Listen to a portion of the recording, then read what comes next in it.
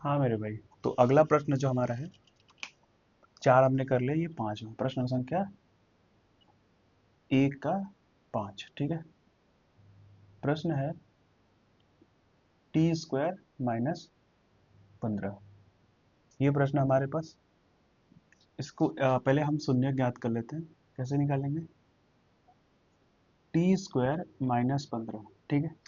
अगर देखा जाए तो 15, और मैं इसका रूट ले लेता हूँ और इसको एक बार स्क्वायर कर देता हूँ, तो अगर देखो तो इनडायरेक्टली ये 15 ही लिखा हुआ है। ठीक है। रूट से अगर स्क्वायर हटाओगे तो ये 15 ही लिखा हुआ है। ठीक है। तो मैं इसको 15 को अब मैं ऐसा लिखूंगा। ठीक है। तो आप कंफ्यूज मत होना कि कैसे ये हो रहा है। ठीक है। देखो, मैं ना इसको ऐसे चेंज कर देता हूँ। टी का घात 2 माइनस 15 का रूट, और इसकी भी घात कितना, 2।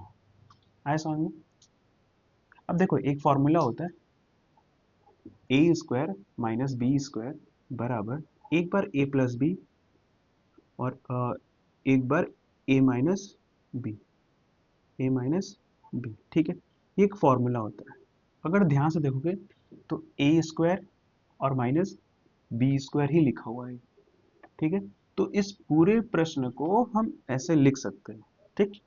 जैसे अगर मैं इस पूरे प्रश्न को ऐसे लिखूं तो ये बनेगा हमारा टी प्लस रूट 15 बराबर। ठीक है। और दूसरा हमारा बनेगा टी माइनस रूट 15। ठीक है। यहाँ से हमें दो सॉल्यूशन, दो हल मिल गया। ठीक। अब हम जीरोज निकाल लेते हैं। तो अगर देखोगे एक बार टी की जो मान निकलेगा वो हमारा आएगा इसके लिए -15, और यहाँ पे रूट -15, और इसके लिए अगर देखोगे तो रूट 15 प्लस का, यानी कि इधर आएगा तो प्लस का। ऐसा समझ में, टी की दो मान निकला हमारे पास, एक बार -15 और एक बार +15। ठीक है। आया समझ में? हमने निकाल लिया शून्यकों का योग। ठीक। अब आगे करें, यानी कि एक बार टी का जो मान निकला वो -15 निकला। ठीक है। और एक बार जो टी का मान निकला +15। ठीक है। Plus root 15।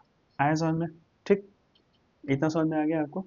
अब यहाँ पे हमें दो रूट तो मिल गया है, यानी कि हम यहाँ पे शून्यकों का योग निकाल सकते हैं। जैसे देखेंगे हम शून्यकों का योग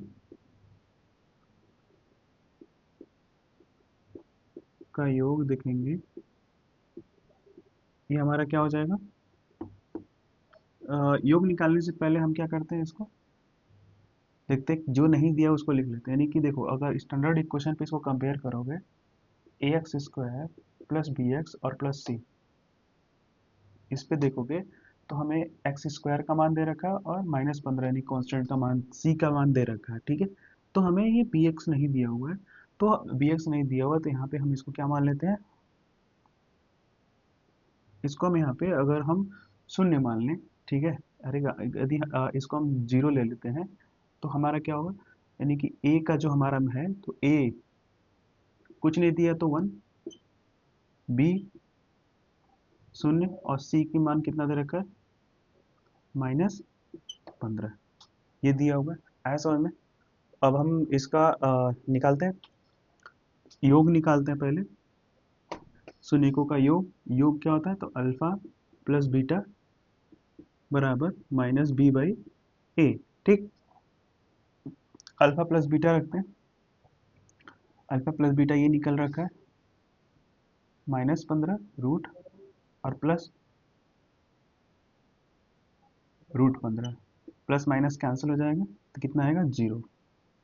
ठीक है। उसी तरीके से अगर हम इस पे देखें तो ए का जो हमारा बी का जो हमारा मान है शून्य है, और इस ए का मान 1 है, तो ए भी कितना हो जाएगा यहाँ पे शून्य, यानी कि हमारा जो एल एच एस होगा बराबर होगा किसके, आर एच एस का। ठीक है। तो योग के लिए तो हमारा निकल गया। अब हम निकाल लेंगे इसके गुणांक। इसका गुणांक, शून्यकों का गुणांक निकालते हैं। ठीक। शून्यकों का गुणांक कैसे निकलेगा अब, तो शून्यकों का गुणांक निकालने के लिए अल्फा इंटू बीटा करेंगे तो कितना आएगा, C by A. Alpha into beta यानी कि -15 इंटू √15। अगर ध्यान से देखोगे तो 15 और 15 तो स्क्वायर करने से रूट हट जाता है, ठीक। और यहाँ पे हमारा आंसर जो आ जाएगा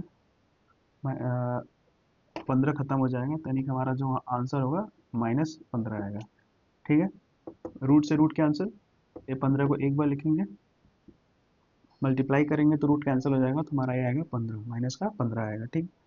अगर हम c बाई ए देखें तो c कितना है, -15, और a हमारा कितना है, 1 है, ठीक है। a हमारा 1 है, 1 है, तो यानी कि ये भी कितना हो जाएगा, -15 इज इक्वल टू -15। देखोगे तो LHS जो हमारा है वो बराबर कितना है, RHS का, ठीक है। आए समझ में। तो इस तरीके से हमारा सत्यता की भी जांच हो गई। आई होप आपको ये समझ में आया होगा।